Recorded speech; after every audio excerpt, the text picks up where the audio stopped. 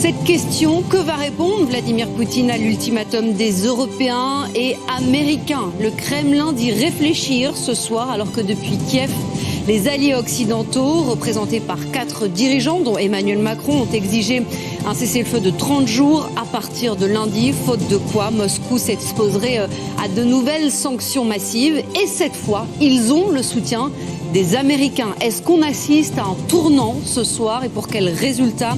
On va évidemment aussi y revenir longuement, notamment avec notre invité à 20h30. Ce sera Bernard-Henri Lévy. 20h BFM, Alice Darfeuille.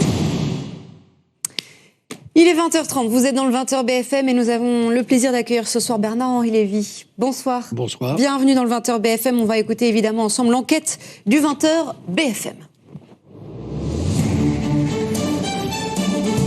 Nelson Géten, pour votre enquête de ce soir, vous revenez d'une manifestation d'ultra-droite. La préfecture de police l'avait interdite, mais la justice a levé cette interdiction. Elle a donc eu lieu. Elle a eu lieu tout à l'heure et j'ai filmé avec mon téléphone parce que l'année dernière, certains journalistes ont été agressés par des militants, donc je voulais rester discret. Il y a une séquence qui résume bien l'après-midi. Des militantes féministes ont voulu manifester leur désaccord en brandissant des pancartes le long du cortège de ces militants d'ultra-droite. Elles ont été repoussées par les forces de l'ordre pour que le défilé continue.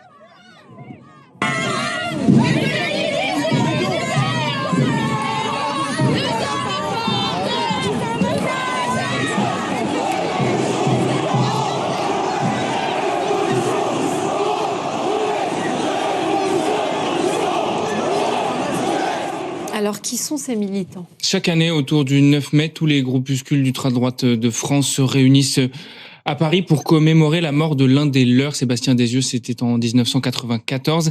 Un certain Alexandre, désigné porte-parole, répondait aux questions des journalistes tout à l'heure. Alors ce n'est pas une manifestation, c'est un hommage, c'est une marche qui est silencieuse. Et donc c'est un recueillement qui encore une fois, il n'y a pas de revendication politique, c'est pas le jour et c'est pas le but. Vraiment aucune revendication politique. Il y en avait des messages politiques, des références, vous allez le voir, au suprémacisme blanc, des logos The White Race, la race qu'on a vu sur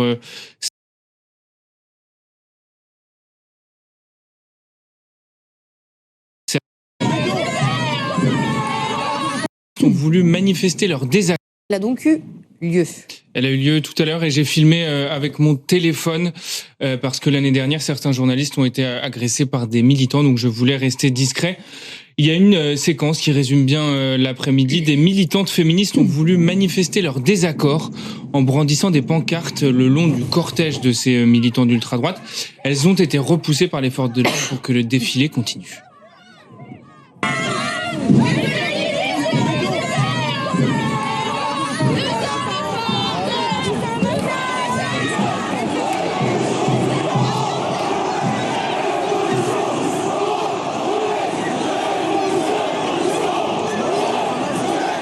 Alors, qui sont ces militants? Chaque année, autour du 9 mai, tous les groupuscules d'ultra-droite de France se réunissent à Paris pour commémorer la mort de l'un des leurs, Sébastien Desieux. C'était en 1994.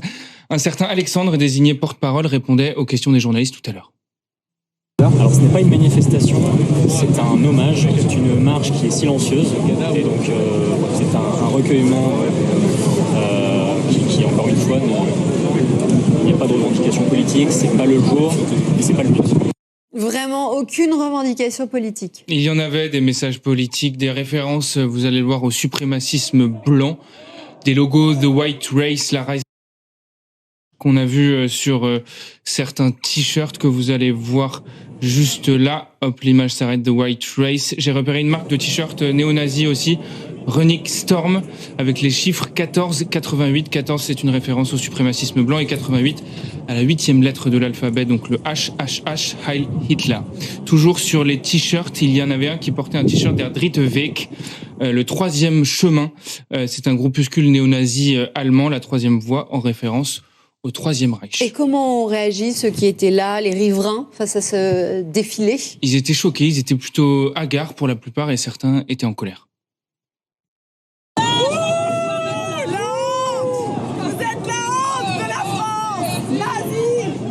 Fasciste, 80 ans après, vous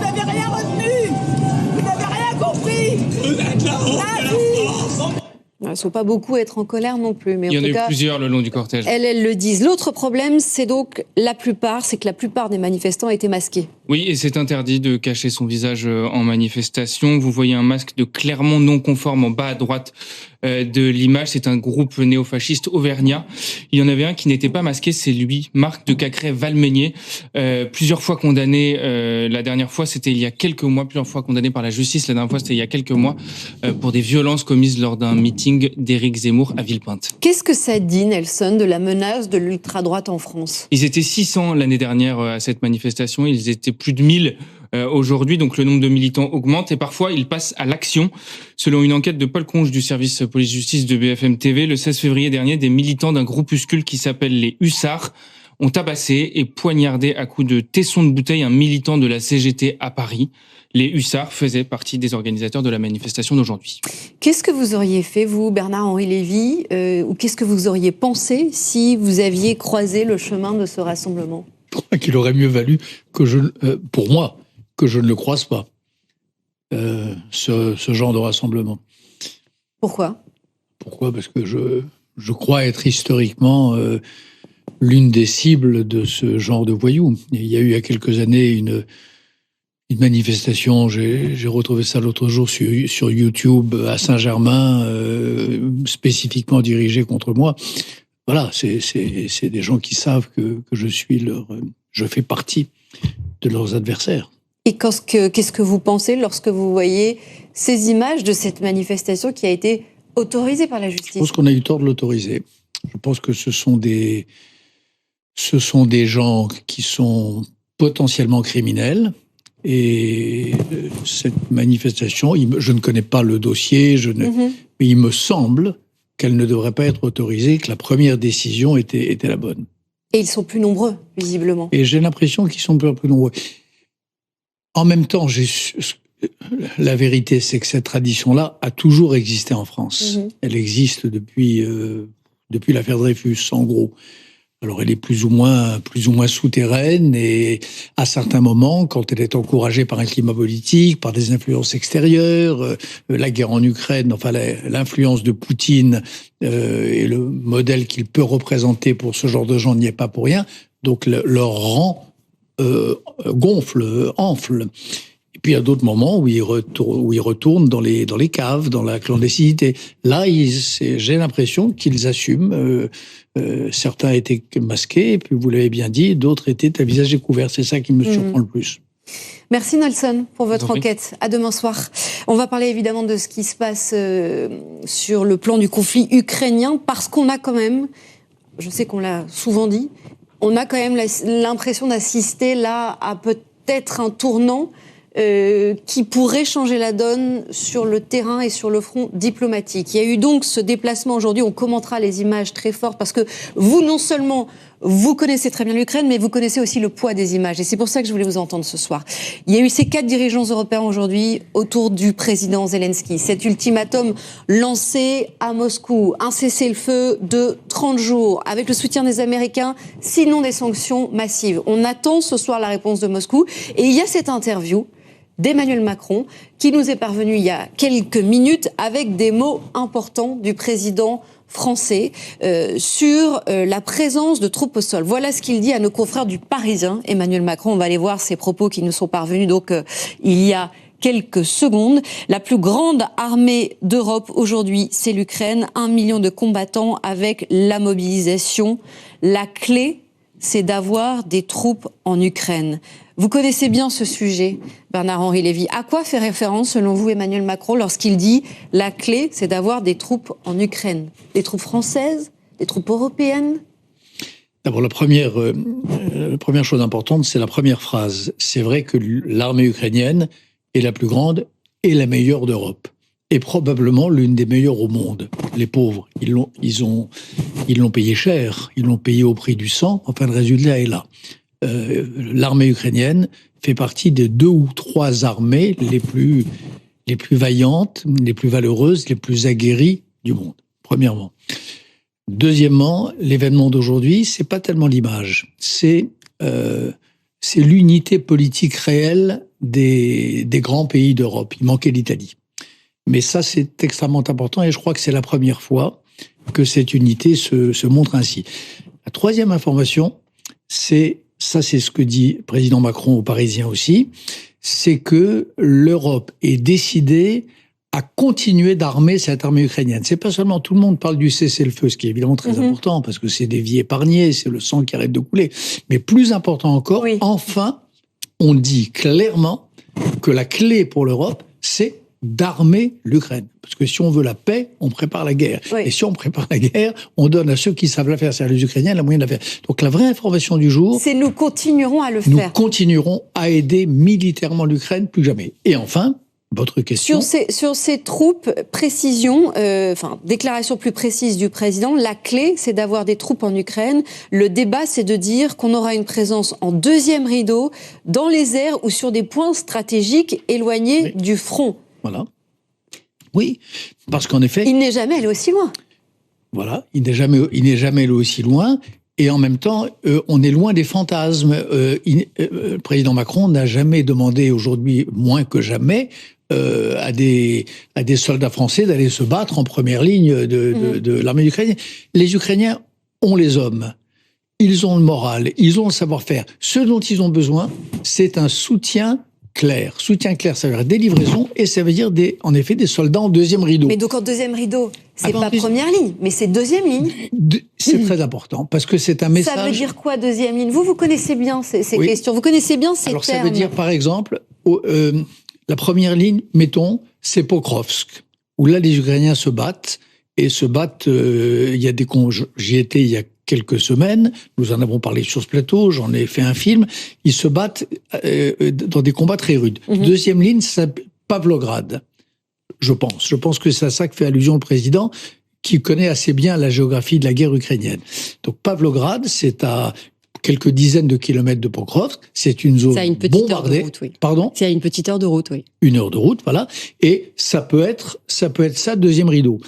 Après, ça peut être aussi accroître la présence dans des pays limitrophes, comme la Roumanie, peut-être d'autres. Mais ce qui avait déjà été évoqué dans un premier temps.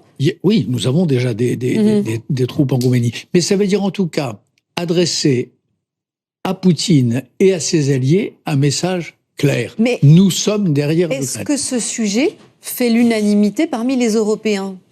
Vous avez mentionné l'absence de Giorgia Meloni d'ailleurs. Bien sûr. Qui a d'ailleurs toujours dit, pour nous Italiens, pas question d'envoyer des troupes. Est-ce qu'Emmanuel Macron ne va pas un peu vite ? Non, je pense qu'il est courageux et je pense que c'est un rapport de force, c'est un vrai débat idéologique et politique, donc un rapport de force à l'intérieur de l'Europe. Il y a ceux qui pensent qu'il faut assumer nos responsabilités et que la ligne de défense de l'Europe, elle est à Pokrovsk qui a soumis. Ça, c'est Macron, c'est Merz, c'est Starmer, c'est Tusk. Ils savent que notre première ligne, à nous, Français, et puis il y a ceux qui ne le pensent pas encore, comme Madame Meloni ou comme l'Espagne. Voilà, c'est un débat, et je pense que la France a raison d'être en première ligne de ce débat et de tenter de convaincre à la fois par les arguments dans les sommets européens et par l'exemple avec ce qui a été dit aujourd'hui. Et en même temps, effectivement, c'est le moment pour le président français de tenter le coup, de le dire ce soir, après les images auxquelles on a assisté aujourd'hui, cette unité affichée des Européens. Alors, parlons de la réponse de Moscou quand même, parce que c'est ça qui manque ce soir, de savoir dans quelle mesure Vladimir Poutine va répondre à cet ultimatum. S'il va y répondre, déjà, il doit s'exprimer dans les heures qui viennent. Ultimatum, donc on l'a dit, lancé par 4 dirigeants européens autour de Zelensky, coalition de volontaires, pour un cessez-le-feu de 30 jours, sinon des sanctions massives. On a un petit aperçu de ce qui se dit du côté de Moscou avec Dimitri Peskov. On va l'écouter et on en parle ensuite.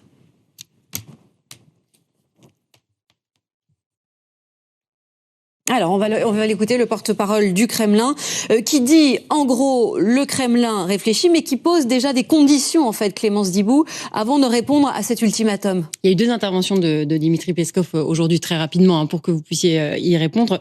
Il dit que oui, éventuellement, on va regarder à nos conditions. Et puis, un peu plus tôt ce matin, à une télé américaine, il a expliqué le narratif qui est servi à la population russe, c'est que ce cessez-le-feu, il est demandé par l'Occident pour pouvoir réarmer l'armée ukrainienne, et donc c'est une posture va-t-en-guerre. Et il y a aussi Dimitri Medvedev, Bernard-Henri Lévy, qui a réagi à cet ultimatum dans un autre style. On va lire son message, mais ça révèle aussi quand même quelque chose, même s'il est toujours dans la surenchère, Dimitri Medvedev. Il dit sur le réseau social X que l'ultimatum lancé par les Européens, on va peut-être le voir s'afficher, ce message, parce que je le connais pas par cœur. Et il va être très difficile à traduire, parce qu'il dit dans un langage très fleuri, en gros, que ce plan de paix, eh bien, vous pouvez vous le mettre où je pense, si je reste poli. Voilà, ils étaient censés discuter, Macron, Merz, Starmer et Tusk étaient censés discuter de paix à Kiev. Au lieu de ça, ils profèrent des menaces contre la Russie, soit une trêve pour leur donner du répit, soit de nouvelles sanctions. Vous trouvez ça intelligent? Vous savez quoi? Enfoncez-vous ces plans de paix dans vos culs de non-binaires. C'est quand même fou de dire ça, non? C'est fou, mais c'est dans le style du personnage, et le personnage, il est dans le style de la direction russe. Et il faut pas y accorder de l'importance, c'est ça que vous dites au fond? Ce que ça veut dire, c'est que ils sont en train de perdre les pédales, les Russes. Ils sont en train de s'affoler. Ils sont sur la défensive. Ils sentent que le vent tourne. Parce que l'autre événement de la journée, j'ai oublié, c'est les États-Unis, tout de même, qui pour des raisons diverses et variées, la principale étant à mon avis le réveil de l'opinion. Le réveil de l'opinion publique américaine, le réveil des républicains à l'ancienne, les républicains qui ont la nostalgie de Ronald Reagan. Pour toutes ces raisons-là, Trump est en train de bouger. Et Trump est en train de comprendre que son histoire d'adopter le narratif pro-russe et d'imposer aux Ukrainiens une paix en 24 heures, ça marchera pas. Donc, là, les Russes se retrouvent avec, en effet, les Nord-Coréens, les Iraniens, peut-être les Chinois. Donc, il y a un grand affolement au Kremlin. Moi, c'est comme ça que je décrypte cette déclaration de Medvedev et la déclaration de Dimitri Peskov, qu'en effet, j'avais vu aussi. Affolement au Kremlin. Et du coup, alors je ne vais pas vous demander de prédire ce qui va se passer, mais je fais appel à votre intuition. Que peut dire ce soir Vladimir Poutine? Il va dire en des termes plus choisis ce qu'a dit Medvedev, c'est-à-dire qu'il va dire qu'il ne... Vladimir Poutine, il faut bien que vous compreniez qu'il est engagé dans une guerre idéologique totale et militaire partielle mais très grande contre l'Occident en général, contre l'Ukraine, contre la civilisation judéo-chrétienne, contre l'Europe, contre les valeurs occidentales. Voilà, il a un plan idéologique qui s'appelle l'Eurasie, et qui signifie entre autres l'alliance de la Russie éterne, de la grande Russie à sa manière, et de l'islamisme radical. C'est ça l'idée, avec l'Iran et tout ça. Et il ne changera pas ses plans. Et il ne changera pas ses plans. Il a d'une certaine manière l'avantage, le privilège de la durée. Je pense qu'il croit à ce qu'il dit, qu'il pense vraiment que la civilisation libérale, démocratique, judéo-christiano-lumière est une civilisation maudite et qu'il faut affaiblir, donc il ne changera pas ses plans. Donc je pense qu'il ira jusqu'au bout. Comme il n'a par ailleurs pas d'opinion publique, comme les opposants sont muselés ou envoyés en Sibérie, oui, je crains qu'il ne bouge pas. Vous parlez du soutien américain, du soutien de Donald Trump à cet ultimatum lancé aujourd'hui depuis Kiev. Eh bien, il est résumé d'une certaine manière dans une photo qui nous est parvenue de cette journée. Et je voulais qu'on la commente ensemble parce que, voilà, encore une fois, vous savez aussi à quel point ça compte les images dans ce moment-là. On voit donc les 4 dirigeants européens qui entourent le président Zelensky autour de cette table, un téléphone posé, et c'est une conversation avec Donald Trump, donc à distance.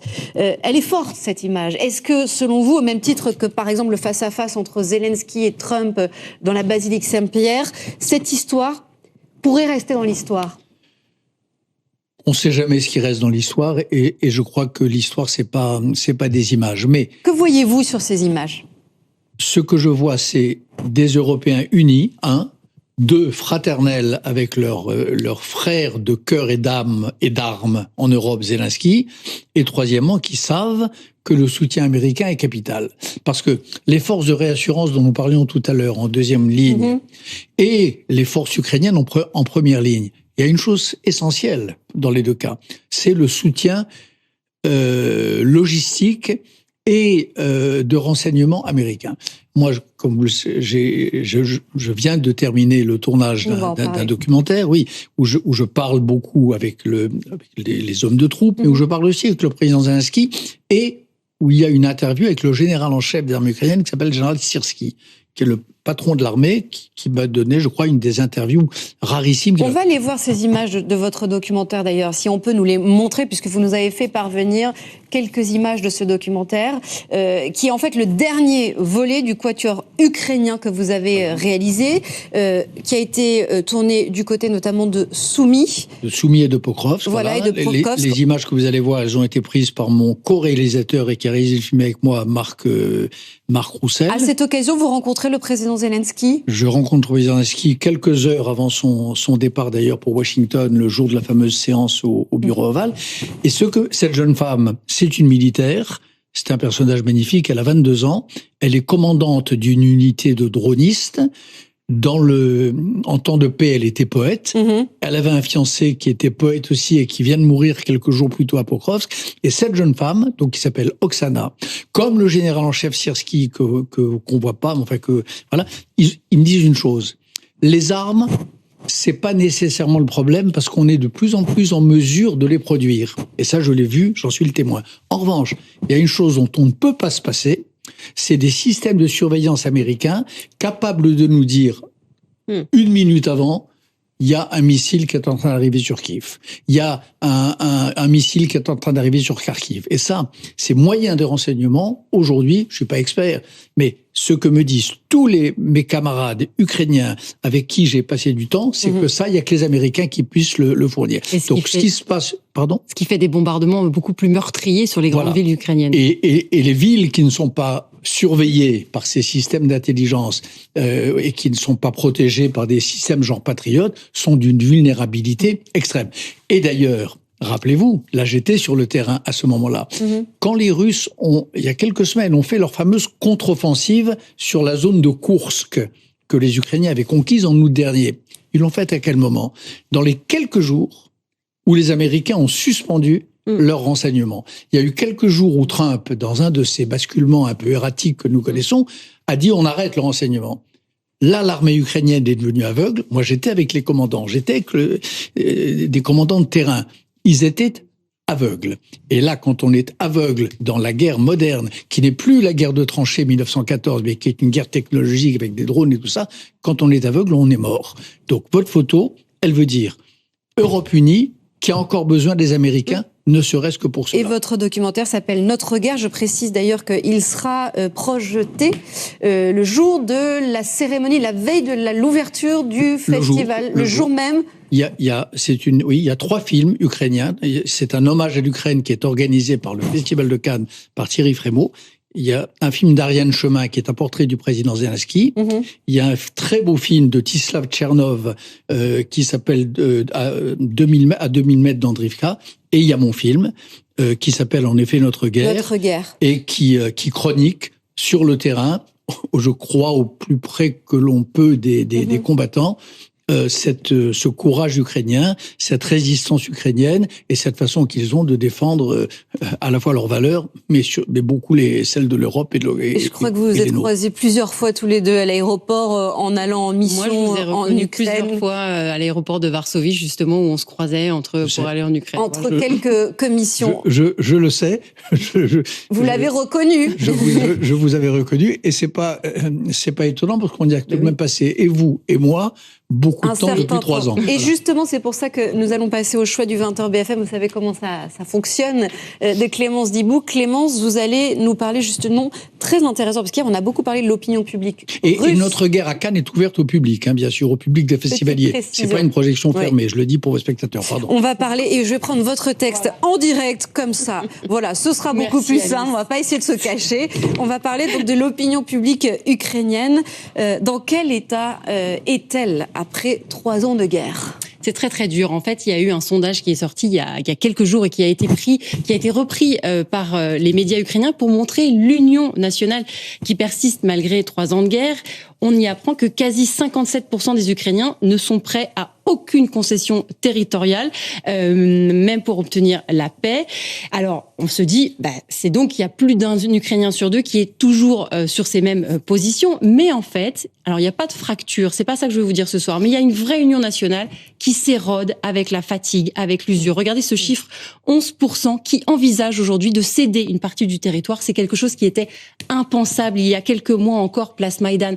À mesure qu'on y retourne à ces places Maïdan, bien sûr qu'il y a toujours, place Maïdan, c'est la grande place de l'Ukraine où il y a des drapeaux, et on trouve toujours, par exemple, cette veuve qui me dit, mais si on arrête maintenant, mon mari sera mort pour rien. Il y a aussi cette femme, cette maman qui m'explique que sa petite fille, si on signe une mauvaise paix aujourd'hui, c'est ma fille qui ira combattre plus tard. On entend toujours, et c'est toujours majoritaire cette opinion, mais on entend aussi de plus en plus, des familles de déplacés qui nous disent, maintenant ça suffit, peut-être qu'il faut pouvoir sauver des morts, et donc du coup, peut-être qu'il faut aussi regarder nos conditions pour pouvoir accéder à la paix. C'est ce que l'on entend de plus en plus. Et Volodymyr Zelensky, alors lui, il continue quand même, malgré tout aussi, à jouir d'une popularité très importante. D'ailleurs, cette humiliation, cette sidération qui a suivi la visite à la Maison-Blanche, on s'en rappelle, en février, a resserré les Ukrainiens derrière leur président. 69% des Ukrainiens disent aujourd'hui lui faire confiance. C'est un sondage qui a été réalisé en mars 2025. Alors pourquoi il fallait resserrer les liens autour du président Volodymyr Zelensky ? Eh bien parce que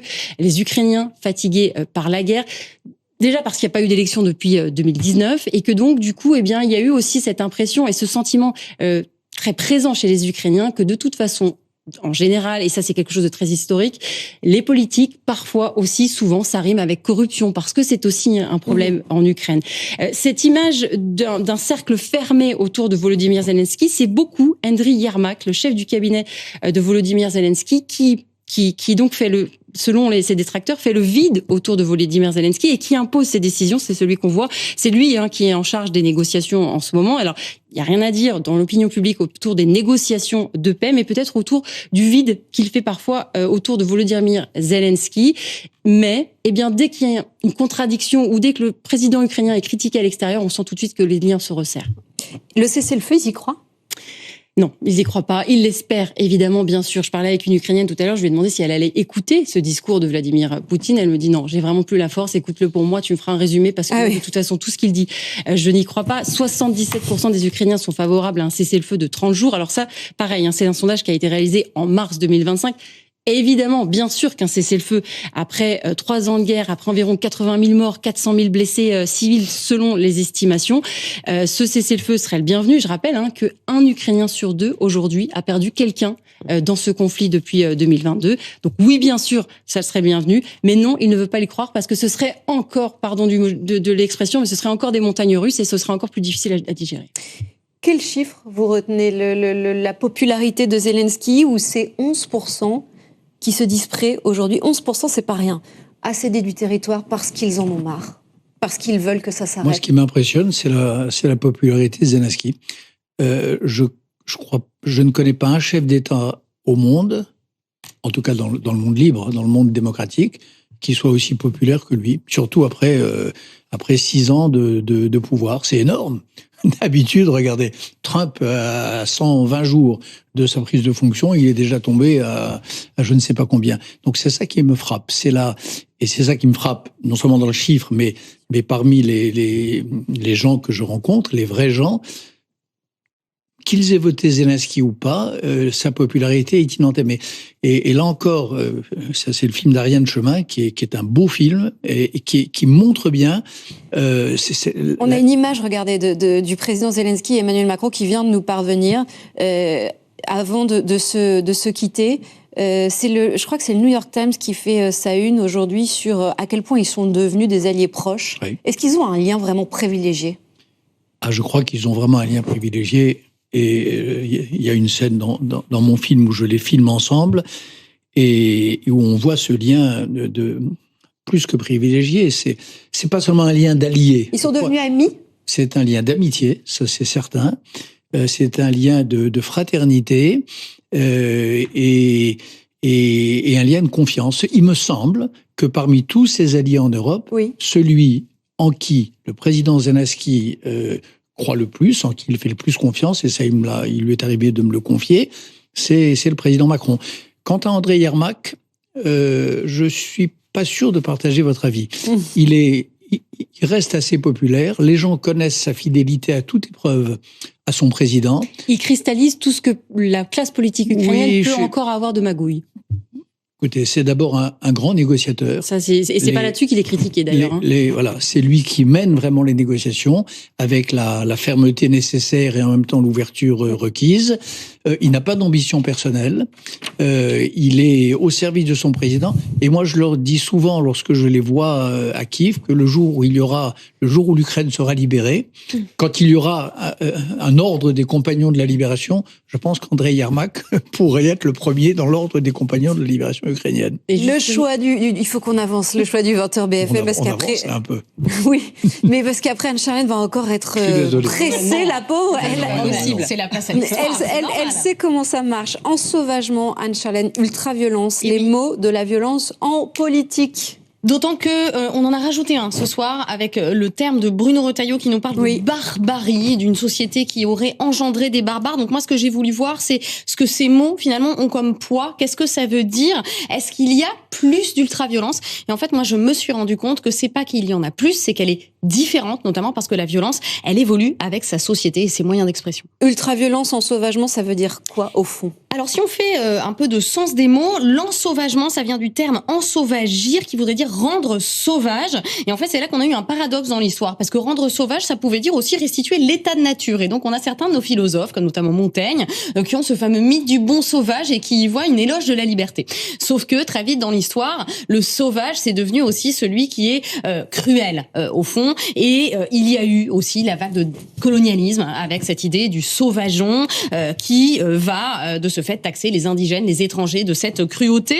D'autres termes aussi, brutalité, avec en plus une idéologie dans le libéralisme qui consiste à se dire que cette violence sociale, elle existe, mais on va la canaliser dans un vecteur qui est celui de la société politique au fond. On va avoir le Léviathan, on va avoir le contrat social, et finalement on se dit que la politique c'est peut-être l'horizon de tout ça. Alors ce terme d'ensauvagement, il est ensuite revenu en lumière dans le discours partisans. On pense notamment au terme de Jean-Pierre Chevènement qui parle de bande de sauvageons à propos de certains jeunes délinquants. Puis on a eu le Karcher de Nicolas Sarkozy, évidemment, et le retour du terme ensauvagement social, notamment Gérald Darmanin avec un conflit avec Éric Dupond-Moretti qui lui disait ne pas l'employer par sensibilité et par sens de la nuance. Donc qu'est-ce que ça désigne au fond?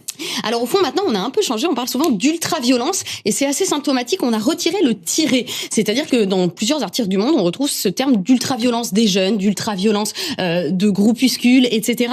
Et donc en fait on voit qu'on a une violence qui change aussi de niveau. Toutes les classes sociales sont concernées, l'âge aussi qui ne fait que s'abaisser, et puis une violence qui est devenue symbolique sur les figures d'autorité, sur les policiers, au sein des hémicycles. Il y a une violence un petit peu partout et en fait moi je constate 5 choses.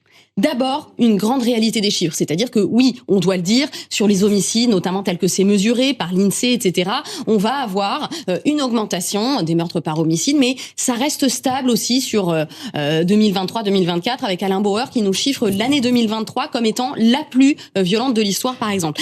Après, réalité des chiffres, mais parole politique faible, c'est-à-dire que dans les indicateurs sociologiques, c'est-à-dire la parole politique ne sert à rien. On a eu Gabriel Attal, tu casses, etc. Bon, tout ça ne sert à rien avec un poids dans l'opinion qui est quand même très fort. Donc au fond, ce qu'il faut se dire, c'est que l'ultra-violence, elle est présente, mais en fait, on peut pas y répondre par une politique uniforme. Il faut vraiment aller sectorialiser point par point. Attention à pas faire des mots du politique une politique du mot. Merci beaucoup Anne-Charlène pour votre choix du 20h BFM et merci à vous Bernard-Henri Lévy d'avoir été avec nous ce soir. Vous pouvez rester pour regarder ce long format des équipes de Ligne Rouge qui est très intéressant. C'est une offensive de charme un peu particulière qui a été lancée par Vladimir Poutine, ce qu'on appelle des visas idéologiques en fait, pour faire venir des ressortissants de pays inamicaux, notamment des Français, grâce à des visas idéologiques. Vous allez le voir, c'est une enquête, vous êtes obligés de rester maintenant, de Jérémy Normand avec Clément Granon et on se retrouve évidemment juste après.